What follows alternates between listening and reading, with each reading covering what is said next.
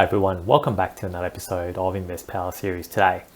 Doing a first home buyer special at the moment, I would say, given the fact that I've done a lot of episodes around investors and doing a lot more advanced strategies, talking about how you can continue to grow your portfolio on that side of basis.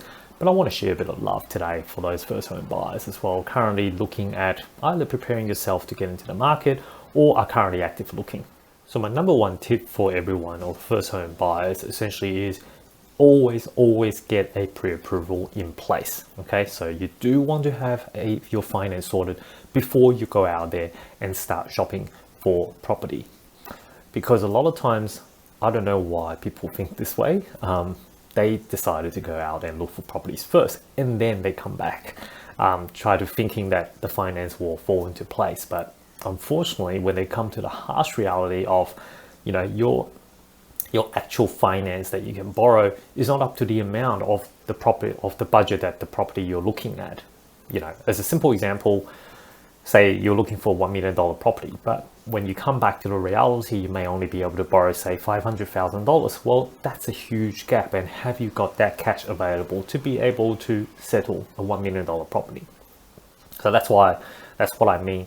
Always understand your capabilities and your borrowing capacities first before going out and shopping, because in that scenario, you'll be wasting your time looking for a $1 million property, right? So that's why even, and it's even more important now in the current environment because of the impact of COVID-19.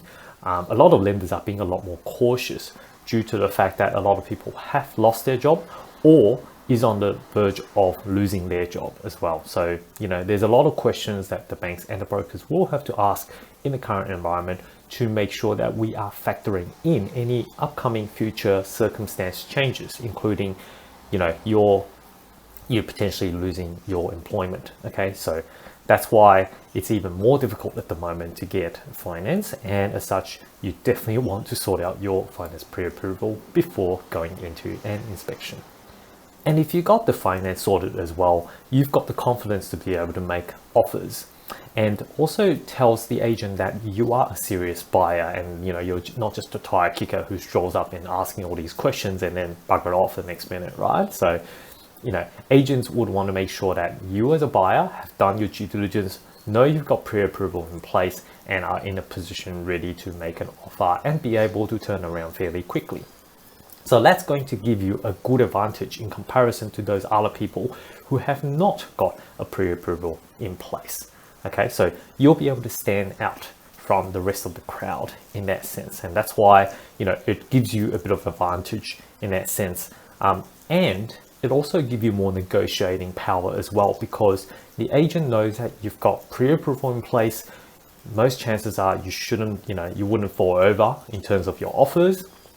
And therefore, they're more than likely to willing to help you out in negotiating with the sellers in that sense. Okay, so that's why it's important to have your finance in place before making any offers on a property. And last but not least, is now the right time to look at purchasing your own home? Look, I personally feel that at the moment, because of the impact of COVID-19, a lot of sellers are holding back in terms of their property, okay? Because if they could not achieve the price they wanted in comparison to, say, 2 months ago, and they're not in a situation that they have to sell, then what I'm seeing is most sellers are actually retracting their listing, okay? So they're putting it back, they're saying, look, I'm just gonna hold it for another 6 months, 12 months until this pandemic is over, then I'm going to put it back onto the market. So the stock available at the moment on the market are not a lot. And that's why, yes, you might be able to negotiate on the existing stock because those are the ones that have to sell or must sell. So they've got more negotiating grounds that you can actually cut in. But at the same time, exercise caution, because a lot of these properties may not be as good as what you want it to be. Okay, so yes, there could be some good opportunities, but what I'm saying is they're more like the second grade type of properties. So properties might be on the main road, for example, or next to the train corridor or train line, which can prove to be quite noisy. or those properties who's kind of in middle of nowhere, you know, not close to any transport infrastructure or shopping centers, etc., etc. So those are kind of like the second grade type of thing. So yes, you might be able to get them cheap and you can negotiate a good discount, but you got to look at the longer term, because if you're going to move in there and you want to live in there, then you want to make sure that it suits your lifestyle and it suits your needs. Do you need to be close to transport, you know, public transport, trains, buses, to be able to get to work easy or quickly? And do you need to be close to shopping centers or hospitals or, you know, other amenities that you need? So what my suggestion would be, you know, look for those properties that's going to suit your need, negotiate hard, and if the vendor's not willing to budge or not willing to meet at the price range that you're willing to offer, or at least meet in the middle, then walk away, because, you know, you don't have to buy in the current environment. It will be good if you can negotiate something and the seller's willing to sell at the price that you want, of course, but, you know, understand that now there's a lot less stock in comparison to a few months ago, but at the same time, there's a lot less competition as well. Okay, so look for properties, negotiate hard. If it doesn't meet your requirement, move on. Okay, don't get too hung up into it, would be my suggestion. And that's pretty much it for today for first home buyers. I thought I'll share a few tips for you guys.